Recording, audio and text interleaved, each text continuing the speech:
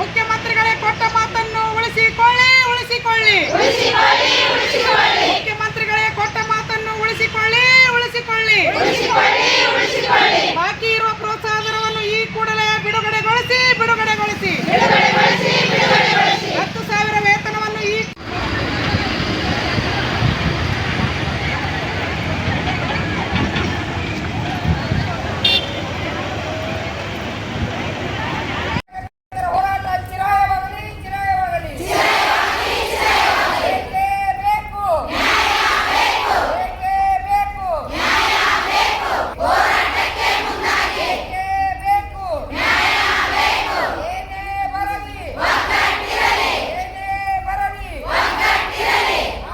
ಕಾಂಪೋನೆಂಟ್ಗಳನ್ನು ರದ್ದುಗೊಳಿಸಿದರೂ ಈ ಕೂಡಲೇ ಜಾರಿಗೊಳಿಸಬೇಕು.